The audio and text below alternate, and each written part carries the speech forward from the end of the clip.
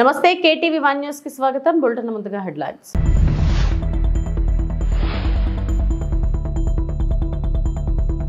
విశాఖలో deputy CM Pawan Kalyan కు ఘన స్వాగతం.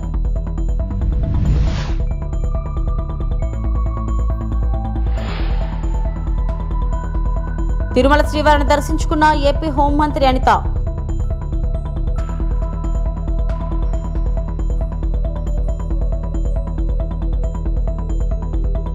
పవన్ కళ్యాణ్ కాన్వే కారణంగా విద్యార్థులు పరీక్షకు గైర్హాజరు.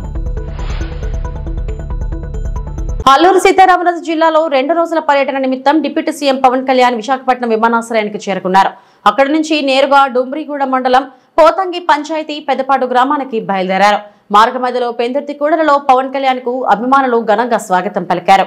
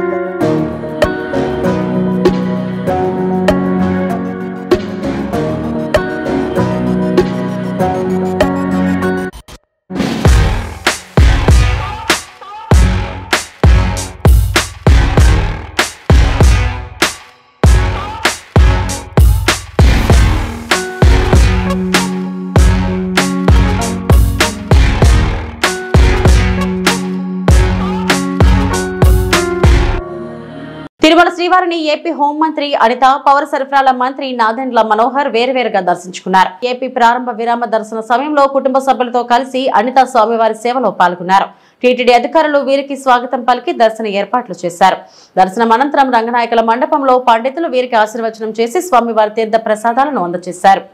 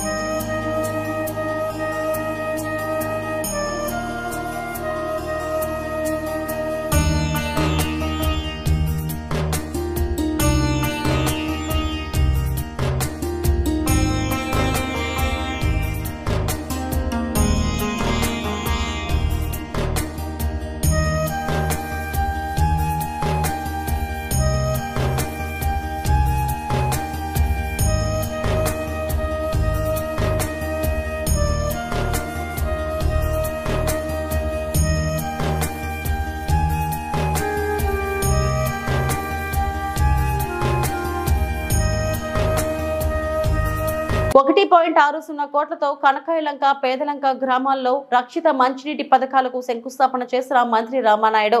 ఎలమంచిలి మండలం కనకాయలంక, పెదలంక గ్రామాల్లో మంత్రి రామానాయుడు రాత్రి 10 గంటల వరకు విస్తృతంగా పర్యటించి పలు అభివృద్ధి కార్యక్రమాలకు శంకుస్థాపన, ప్రారంభోత్సవాలు చేశారు. ఈ సందర్భంగా ఆయా గ్రామాల ప్రజలు పెద్ద ఎత్తున ఆనందోత్సాహాలతో స్వాగతం పలికి అడుగడుగున పూల వర్షం కురిపించారు. మహిళలు హారతులిచ్చి నుదుట కుంకుమదిద్ది దీవించారు. కనకాయలంకలో గ్రామంలో మోటార్ సైకిల్ ను స్వయంగా నడుపుతూ కార్యక్రమాల్లో పాల్గొన్నారు. అంబేద్కర్ విగ్రహానికి పూలమాల వేశారు. కనకాయలంక, పెద్దలంక గ్రామాల్లో జలజీవన్ మిషన్ కు పథకం కింద చేపట్టనున్న రక్షిత మంచినీటి పథకం పనులకు పూజ జరిపి శంకుస్థాపన జరిపారు. జై నమ్మల జై నమ్మల జై నమ్మల జై నమ్మల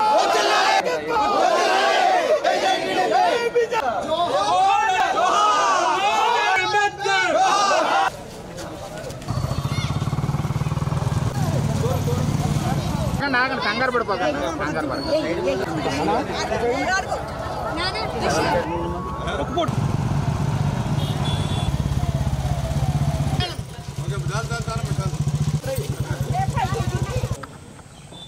ఈవేళ ఇప్పుడే మీరు చూసారు ఏదైతే లంక గ్రామాలు, కనక్కాయ లంక, పెదలంక గ్రామాలు. లంక గ్రామాలంటే ఈ ప్రభుత్వానికి ఒక ప్రత్యేకమైనటువంటి ప్రాధాన్యత.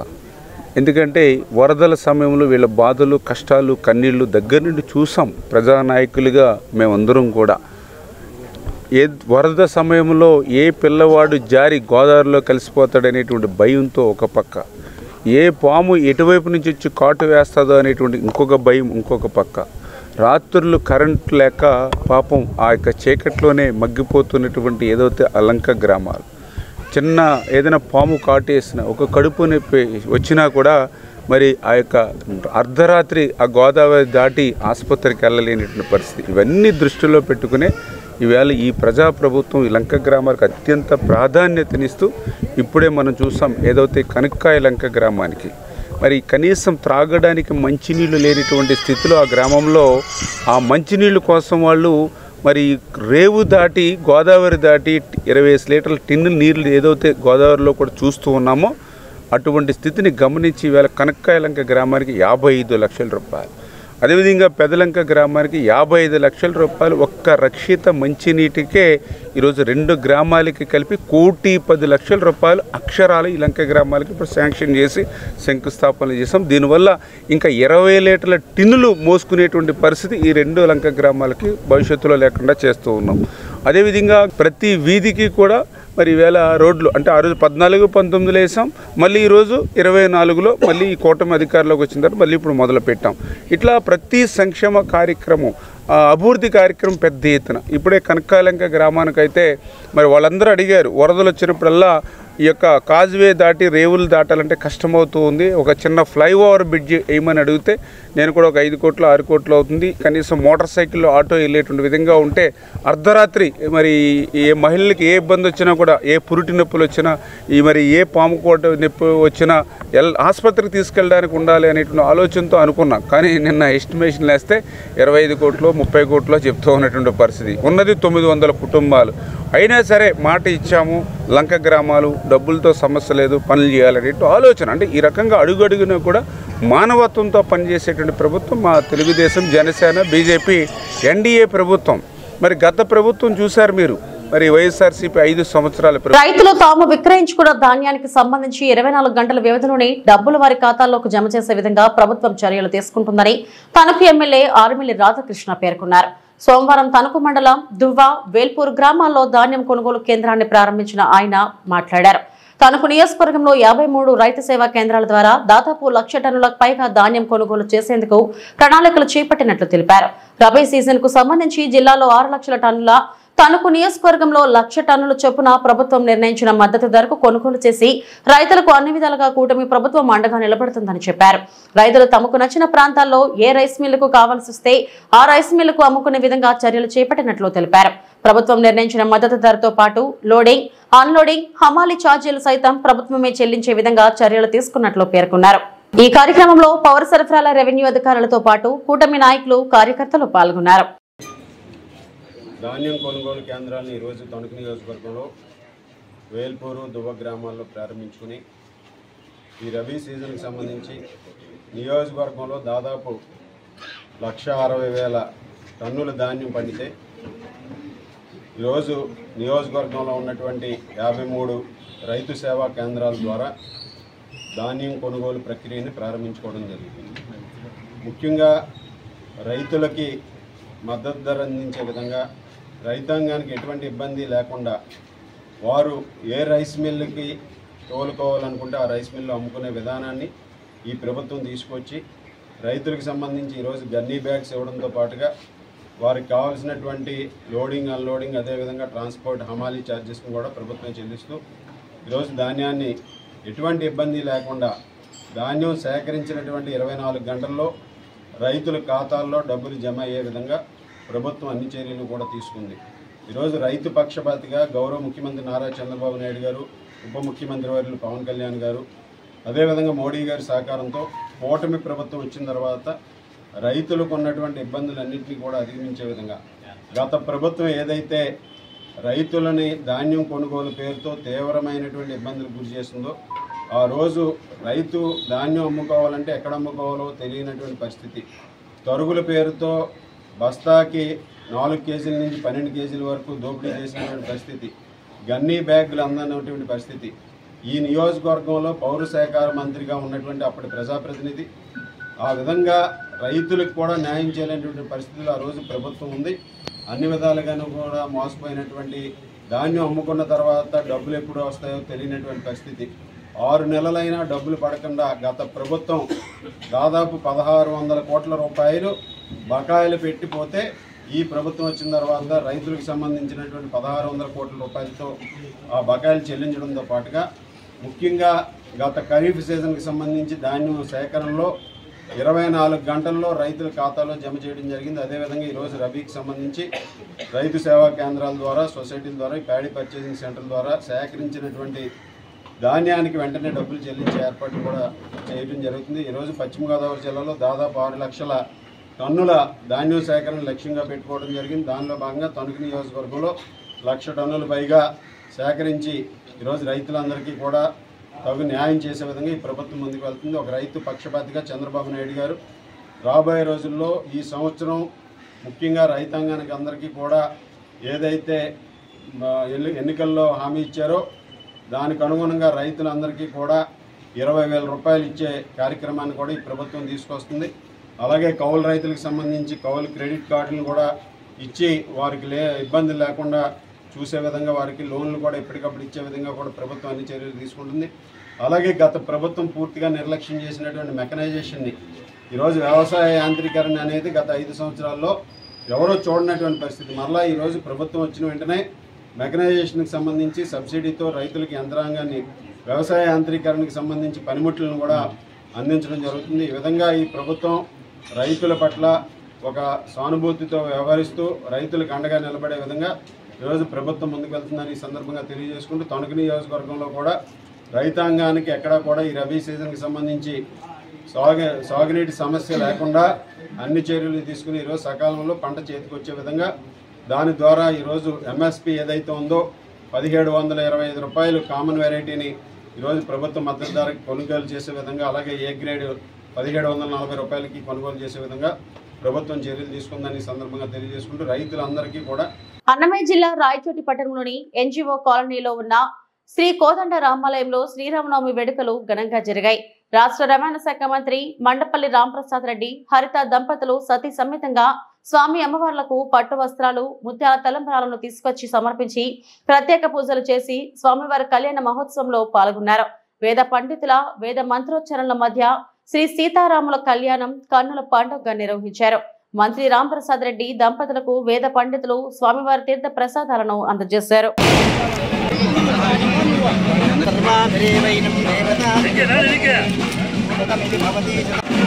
కుటుంబ సభ్యులకు దేవాలయ కమిటీ తరఫున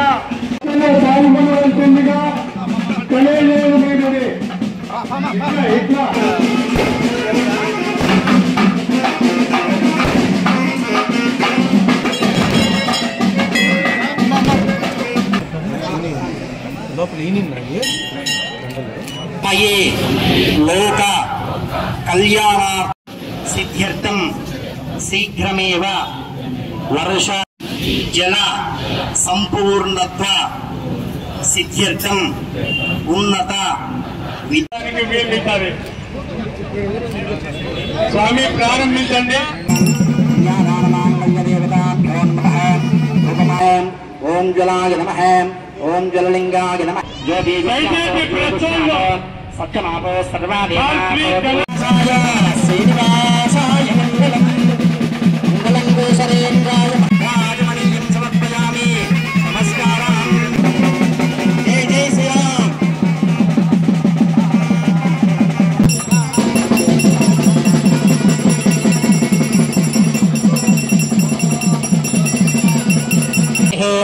ధ్రువంత ఇంద్రశ్చాగ్నిశ్చ రాష్ట్రం ధారయతాం ధ్రువం ధ్రువం. అయం ముహూర్తః శుభముహూర్తోऽస్తి భవంతో మహాంతోమి. ఇదం సీతారామయోర్వివాహ సమయే ధ్యేయానిదం మంగళం.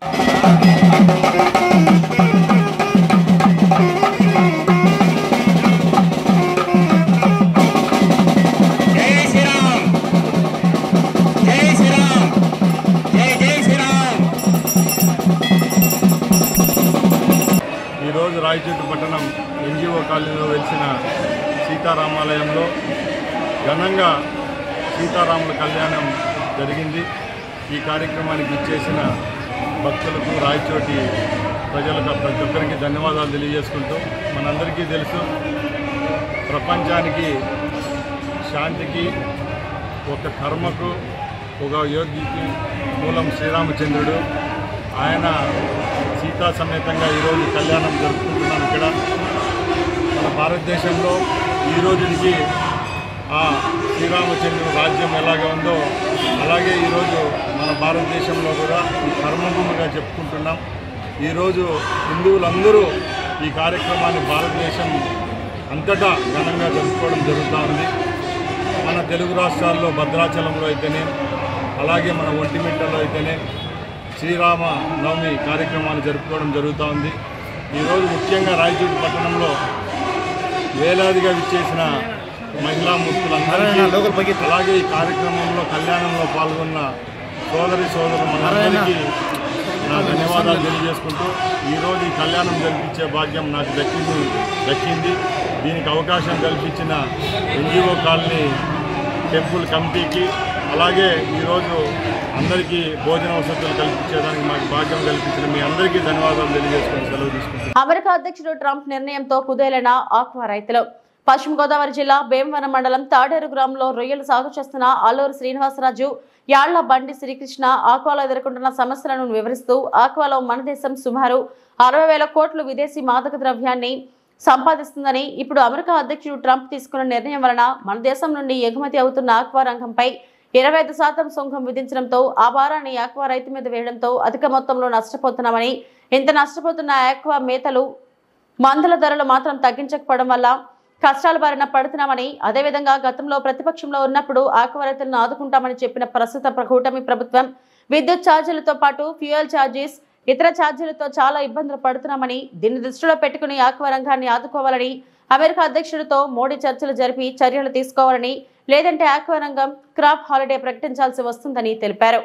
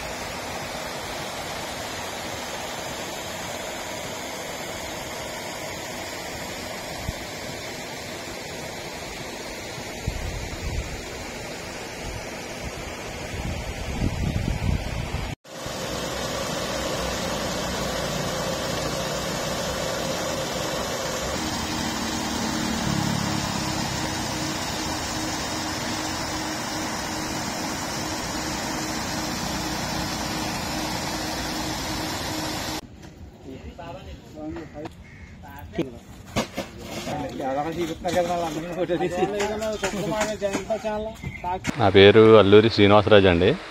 నేను తాడేరు గ్రామంలో 32 ఎకరాలు రొయ్యల సాగు చేస్తున్నాను. రొయ్యల సాగు ఇవరక ఇది కరోనా వచ్చిన కాడి నుంచి కూడా చాలా ఇబ్బందికరంగా ఉంది ఆక్వాకల్చరు. ఈవేళ కూటమి ప్రభుత్వం వచ్చిన తర్వాత ఈ సబ్సిడీలు అవి ఇస్తూ ఉన్నారు కరెంటుకి వాటికి, దాని మీద రైతులు అందరూ సంతోషం వ్యక్తం చేశారు. ఈలోగా ట్రంప్ తీసుకున్న నిర్ణయానికి 60,000 కోట్ల రూపాయలు వచ్చే ఆదాయాన్ని, మనకి ద్రవ్యబలం వచ్చే ఆదాయాన్ని ఈవేళ 25% అధికంగా సుంకం విధించడం వల్ల మన ఆక్వాకల్చర్కి చాలా తగలరాని గట్టి దెబ్బ తగిలింది. దీని గురించి ఆక్వా రైతులు 30-40 రూపాయలు ఒక కేజీకి వచ్చి రేటు తగ్గించారు ఎక్స్పోర్టర్స్. దీని గురించి ఆక్వాకల్చరు ఏం చేయాలో, రైతులు ఏమవ్వాలో ఏంటో, సంవత్సరం మొత్తం మీద ఈ సమ్మర్ క్రాపే కొంచెం సక్సెస్ అవుతుందని, ఉన్న క్రాప్లేమో సక్సెస్ ఉండదండి. 100కి 10 చెరువులు కూడా రావు. 100కి 70 చెరువులు ఈ సమ్మర్ క్రాప్లో బాగా వస్తాయని ఆశించే టైంలో ఈ సుంకం విధించడం వల్ల చాలా ఆక్వాకల్చరు చాలా ఇబ్బందికరంగా ఉంది. దీని మీద లక్షలాది మంది జనాభా కూడా చాలా దీనివల్ల బతుకుతున్నారు. డిప్యూటీ సీఎం పవన్ కళ్యాణ్ కారణంగా జేఈ అడ్వాన్స్ పరీక్షలను విద్యార్థులు రాయలేకపోయారు. పెందుర్తి ఆయాన్ డిజిటల్ జేఈ విద్యార్థులకు పవన్ కాన్వేయ్ అడ్డుగా వచ్చింది. దీంతో పరీక్షా కేంద్రానికి విద్యార్థులు పరీక్షా కేంద్రానికి ఆలస్యంగా వెళ్లారు. పరీక్ష రాయకుండానే 30 మంది విద్యార్థులు వెనుదిరిగారు. పరీక్షా కేంద్రం వద్ద విద్యార్థులు వారి తల్లిదండ్రులు ఆందోళనకు దిగారు. పెందుర్తిలో జేఈ అడ్వాన్స్ ఎగ్జామ్ ఉదయం 8:30కు జరుగుతుండగా పవన్ కాన్వే కారణంగా పరీక్ష కేంద్రానికి 8:32 వచ్చారు. 2 నిమిషాలు కూడా పవన్ వస్తున్నారని పోలీసు అధికారులు ట్రాఫిక్ నిలిపివేశారని, లేదంటే పరీక్షా కేంద్రానికి సమయానికి చేరుకునేవారమని విద్యార్థులు మీడియాకు తెలిపారు. పవన్ కళ్యాణ్ వస్తున్న మార్గంలోనే ఎగ్జామ్ సెంటర్ ఉంది. పవన్ వస్తున్నారనే కారణంతో ప్రోటోకాల్ దృష్ట్యా పోలీసులు ట్రాఫిక్ నిలిపివేశారు. కాబట్టి 2 నిమిషాల ఆలస్యంతో పరీక్షా కేంద్రానికి వచ్చామని, ఆలస్యమైందని, అధికారులు తమని పరీక్ష రాసేందుకు అనుమతి ఇవ్వలేదని విలపిస్తున్నారు.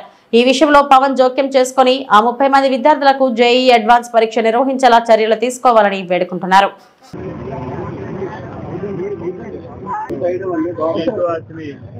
నీతో మీ పేరెంట్స్ ని 8:30కి ఇక్కడికి రావాలండి టైం యాక్చువల్ గా. కాకపోతే మేము 8:32కి వచ్చామండి. ఈ 2 నిమిషాలు కూడా ఏంటంటే మాకు ఇక్కడ ట్రాఫిక్ ఆపేశారు రెస్ట్రిక్షన్స్ వల్ల. పవన్ కళ్యాణ్ సార్ వస్తున్నారని. సో నేను అనేది ఏంటంటే ఇదే లైన్ లో పవన్ కళ్యాణ్ సార్ వస్తున్నారు, ఇదే లైన్ లో ఎగ్జామ్ సెంటర్ ఉంది. సో పోలీసులు ఎక్కడికక్కడ ట్రాఫిక్ రూల్స్ పాటించి వాళ్ళ పేరెంట్స్ కానీ ట్రాఫిక్ కామన్ పీపుల్ అందరిని ఆపేశారు. సో ఇప్పుడు పిల్లలకి ఎగ్జామ్ సెంటర్ కి ఎంటర్ అవ్వడానికి 2 నిమిషాలు తేడా వచ్చింది. 2 నిమిషాలు సెంటర్ తేడా రావడం వల్ల వీళ్ళు సెంటర్ లోకి అలౌ చేయలేదు. సో ఈ రోజు కానీ ఎగ్జామ్ రాయకపోతే 1 year వీళ్ళకి భవిష్యత్తు పాడైపోతుంది. సో నేను అనేది ఏంటంటే ఈ రోజు ఉంది ఎగ్జామ్, ఈ రోజు ఆఫ్టర్నూన్ ఉంది, మళ్ళీ రేపు ఉంది. రేపు లాస్ట్ కాబట్టి అట్లీస్ట్ ఇది దృష్టిలో పెట్టుకొని పవన్ కళ్యాణ్ సార్ అయినా సరే ఇది ఇష్యూని ఆయన దాకా తీసుకొని వెళ్ళి ఆయన రిక్వెస్ట్ చేస్తుంది ఏంటంటే ఆయన కనీసం రేపటికైనా ఈ ఉండిపోయిన పిల్లలకి అవకాశం ఇస్తే వాళ్ళ భవిష్యత్తు ఈ 1 year వేస్ట్ అవ్వకుండా ఉంటుందని రిక్వెస్ట్ చేస్తున్నాను. ఇది వీళ్ళు ప్రాబ్లం అని కాదు, పోలీసు ప్రాబ్లం అని కాదు. ఈ సిస్టమ్ పొలిటికల్ గా ఆయన రావడం, ఈ లైన్ లోనే ఆయన వెళ్ళడం కూడా ఇదే లైన్ లో సెంటర్ ఉండడం వల్ల ట్రాఫిక్ ఆంక్షల వల్ల లేట్ అయిపోయాం తప్ప కావాలని లేట్ అయిందేం కాదండి. ఇది పిల్లలు కూడా లెటర్ రాశారు, పిల్లల పేర్లు కూడా రాశాము. దాదాపుగా 20 నుండి 30 మంది ఆగిపోయారండి పిల్లలు. చాలా మంది ఈ రోజు సఫర్ అయ్యారు. సో ఇది నేను పవన్ కళ్యాణ్ సార్ దృష్టికి, చంద్రబాబు నాయుడు గారి దృష్టికి, అలాగే ఎడ్యుకేషన్ మినిస్టర్ లోకేష్ గారి దృష్టికి ఇది తీసుకొని వెళ్ళాలని నేను మనస్ఫూర్తిగా మీడియా వాళ్ళు కోరుకుంటున్నాను. మెయిల్ పెట్టమన్నారండి. లోపల మెయిల్ ఐడి ఇవ్వడం లేదు. మెయిల్ ఐడి వాళ్ళకి కూడా తెలియదు అంటున్నారు. లోపలికి వెళ్ళాలంటే వాళ్ళకేవో రెస్ట్రిక్షన్స్ ఉన్నాయి అంటున్నారు. వెబ్సైట్ లో చూసుకోండి మెయిల్ ఐడి దొరుకుతుంది అన్నారు. వెబ్సైట్ మొత్తం. ఇవి ఇప్పటివరకున్న బులెటిన్ అప్డేట్స్. నమస్తే.